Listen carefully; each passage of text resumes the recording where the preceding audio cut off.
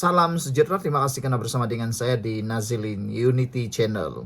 Ini sebabnya Papa Gomo mohon maaf kepada Ketua Polis Negara dan Mahkamah serta diarah bayar kos sebanyak Rp5.000.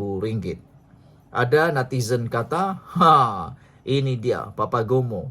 Akhirnya takut juga sehingga memohon maaf. Kalau betul-betul lah Papa Gomo ni berani, kata mereka, kenapa dia perlu mohon maaf? Yang lebih hebat lagi ialah kita harus memuji betapa mulianya hati Ketua Polis Negara apabila beliau sanggup menerima permohonan maaf daripada Papa Gomo. Ada netizen yang menyatakan mereka tidak puas hati dengan keputusan Ketua Polis Negara menerima permohonan maaf Papa Gomo. Kata mereka, kenapalah Ketua Polis Negara menerima permohonan maaf itu, kata mereka. Mereka harap kalau Ketua Polis Negara meneruskan juga saman ataupun meneruskan juga prosiding, supaya Papa Gomo mendapat pengajaran, kata mereka. Tapi apa boleh buatlah kan, nasib baiklah Ketua Polis Negara yang ada sekarang berhati mulia, sanggup menerima permohonan maaf daripada Papa Gomo. Walaupun memang Papa Gomo ni dah banyak kali dah membuat perkara-perkara tak senonoh seperti itu. Ramai juga netizen yang meramalkan Papa Gomo akan membuat atau melakukan lagi perkara-perkara yang seumpamanya, kata mereka. Walau bagaimanapun, rupa-rupanya penyokong tegar Tun Dr. Mahathir Mohamad Papa Gomo hari ini mengemukakan permohonan maaf tanpa bersyarat kepada Ketua Polis Negara Tan Sri Razaruddin Hussein dan Mahkamah Tinggi. Pemilik nama sebenar Wan Muhammad Azri Wan Deris itu membacakan pernyataan permohonan maaf di hadapan Pesuruhjaya Kehakiman Gan Tiok Cheng. Dan menurut pernyataan maaf tersebut, Papa Gomo mengaku bahawa dengan suci hati tanpa apa-apa syarat memohon maaf kepada mahkamah yang mulia ini dan kepada Ketua Polis Negara Tan Sri Razaruddin Hussein di atas penggunaan perkataan berunsur fitnah dan khianat terhadap planatif pada tarikh bertarikh terbitan bertarikh 14 Januari 2025 dan penggunaan gambar Ketua Polis Negara yang disunting pada 15 Januari 2025 itu.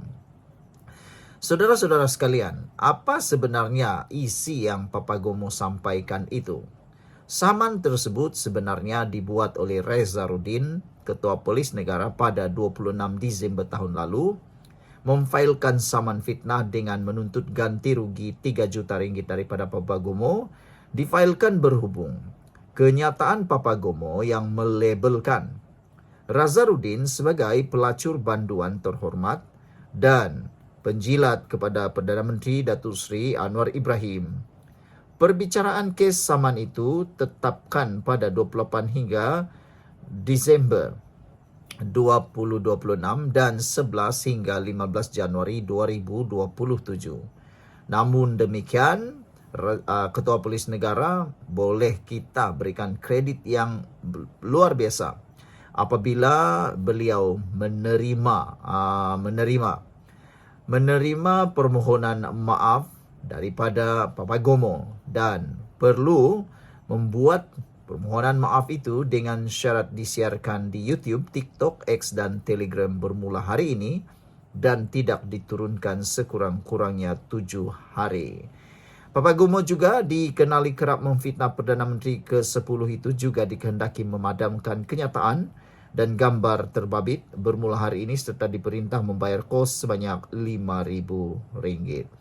Papa Gomo mengaku janji tidak akan mengulangi sebarang kenyataan fitnah dan kesat terhadap Ketua Polis Negara dan memadamkan kenyataan bertarikh 14 dan 15 Januari itu. Sekian dulu untuk kali ini. Jangan lupa tinggalkan komen Anda. Salam sejahtera. Terima kasih kerana bersama dengan saya di Nazilin Unity Channel. Satu berita kabar angin yang paling mengejutkan di seluruh Malaysia ialah kabar angin kononnya Rafizi Ramli letak jawatan. Paling gah menyebarkan berita itu ialah para penyokong, pembangkang dan juga para pembenci kerajaan perpaduan. Penyokong-penyokong yang benci kerajaan perpaduan ini mengejek kerajaan perpaduan, kononnya udah mula berpecah belah. Tapi rupa-rupanya mereka itu terikut-ikut pula memfitnah. Apabila berita itu tersebar, diviralkan, mereka pun tumpang sekaki lah menyebarkan fitnah yang tidak tepat. Hari ini saya kongsikan kepada Anda bahwa Rafizi bukan letak jawatan, tapi beliau cuma bercuti. Orang nak bercuti pun dikata letak jawatan. Entah apa-apalah mereka nih. Menteri Ekonomi Rafizi Ramli sedang bercuti, kata seorang menteri kabinet susulan kabar angin yang mendakwa timbalan Presiden PKR itu telah meletakkan jawatan dalam kerajaan. Perdana Menteri Anwar Ibrahim memaklumkan mesyuarat kabinet hari ini bahwa Rafizi sedang bercuti beberapa hari. Tiada peletakan jawatan berlaku dan kabar angin ini sama sekali tidak benar, kata Menteri berkenan kepada Malaysia Kini, dengan syarat namanya tidak didedahkan. Keresahan mula timbul di kalangan pemimpin parti susulan keputusan pemilihan cabang yang menyaksikan beberapa sekutu rapat Rafizi tersingkir, memberi isyarat laluan getir buatnya dalam mempertahankan jawatan nombor 2 PKR dalam pemilihan kepimpinan pusat bulan depan. Sementara itu, Presiden PKR merangkap Perdana Menteri Anwar Ibrahim mengesahkan bahawa juru audit bebas telah dilantik untuk menyiasat aduan berkaitan ketidakteraturan dalam pemilihan parti. Ada aduan dibuat, kita ambil maklum dan sekarang juru audit antarabangsa sedang menyemak aduan sekiranya ada asas, katanya. Pengerusi jawatan kuasa pemilihan PKR Dr. Zaliha Mustafa berkata, pengundian semula akan diadakan pada 1 Mei bagi 4 cabang, iaitu Jempol, Selayang, Silam, dan Sempurna. Pemilihan di peringkat cabang itu menyaksikan beberapa nama besar dalam parti tumbang, termasuk Naib Presiden PKR Nik Nazmi Nik Ahmad dan K. Sarawaswati, Ketua Pemuda PKR Adam Adli, serta beberapa ahli parlimen yang lain.